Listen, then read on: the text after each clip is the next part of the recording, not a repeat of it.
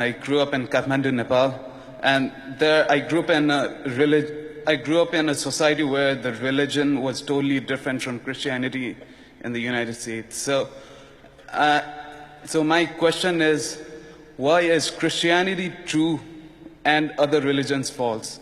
Because there are many miracles in other religions as well, similar to those in Christianity. Thank you. Thank you for asking that. You come from Nepal? Yeah. I see. How long have you been here? 7 months. Wow. You're yet to be born. 2 months more to go. Or I've been born for 19 years. That's great. Hindi bolte ho? No Hindi.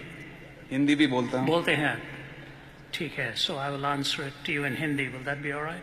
No, I won't do that. Okay. You know, your question haunted me for a long, long time. Because I was born in Chennai, South India, was raised in Delhi. My ancestors were Nambudris, come from the highest caste of the Hindu priesthood, deep in Kerala. When Thomas the Apostle went to India, he was the one to whom Jesus said, I'm the way, the truth, and the life. No one comes unto the Father except through me. Pretty drastic statement. He went to India, the land of 330 million deities, and preached the message of Jesus. And he ultimately paid with his life. The reality about truth is that truth, by definition, is exclusive.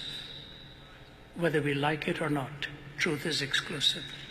You may think, for example, Hinduism often says it's an all-accommodating religion. It isn't. It is not all-accommodating, and you know it well.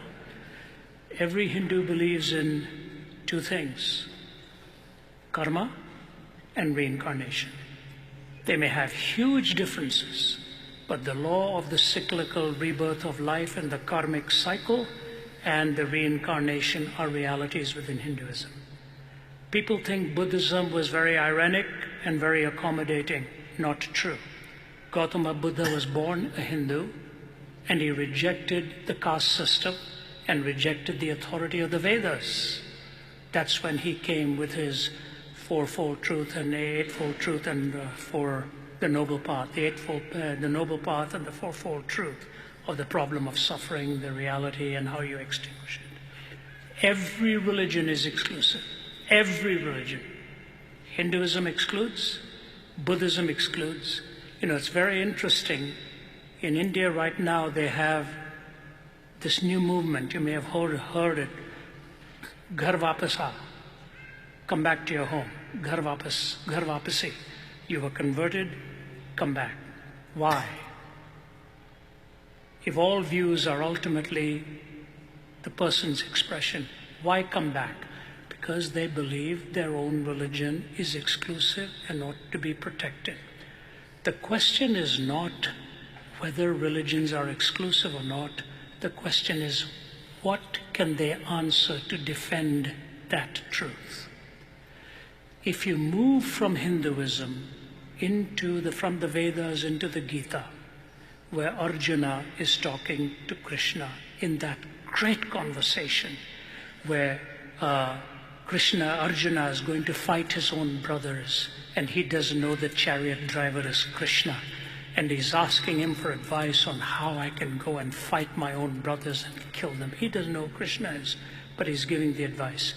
Through the conversation of the Gita, Krishna talks about the Prajapati, which literally ends up meaning the sacrifice. You ultimately need that sacrifice. But in the Gita, there is no sacrifice. He was on to the truth that there was the need. Only in the gospel is that sacrifice offered for you and for me.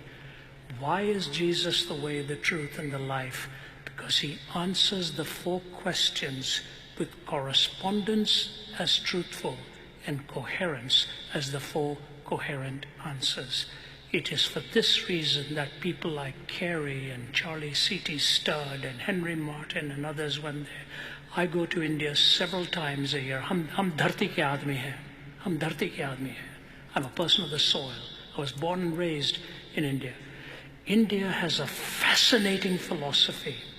There's a song that you may have heard from Mother India, दुनिया में हम आए हैं तो जीना ही पड़ेगा, जीवन है अगर जहर तो पीना ही पड़ेगा, which literally means if I've come into this world, I must live. If living means drinking poison, I must drink it. The fatalism that is present in many of the young, they are hungering for answers. It is not so much the robust attitude of smothering somebody, but the privilege of telling them that Jesus Christ offers his sacrifice for you so that you can have life with purpose. Mahatma Gandhi, who carried a New Testament all his life, made this comment, I like their Christ, I don't like their Christian, because the Christians had victimized him in so many ways. We as Christians need to apologize to the world for the way we have sometimes betrayed the trust. But we do not go to present ourselves. We go to present Christ. If you had the cure for cancer, you would not be sitting at home. You'd be telling the world with cancer where the cure is. In Jesus, you find the answers to the deepest questions of the soul, and you present him as the answer. I'll leave that with you. I'll leave you with 2 footnotes. Why Jesus? I've responded in 1 chapter to the very question you've raised, and also Jesus among other gods. You will see the coherence of his answers. All religions claim exclusivity. I believe in Jesus. You see the reasons for that exclusivity, because he describes my condition, provides for the malady, explains suffering, teaches me what the cross is about, and rose again from the dead to give me eternal life. That is what I present to the Indian people, and I hope you will follow those teachings too.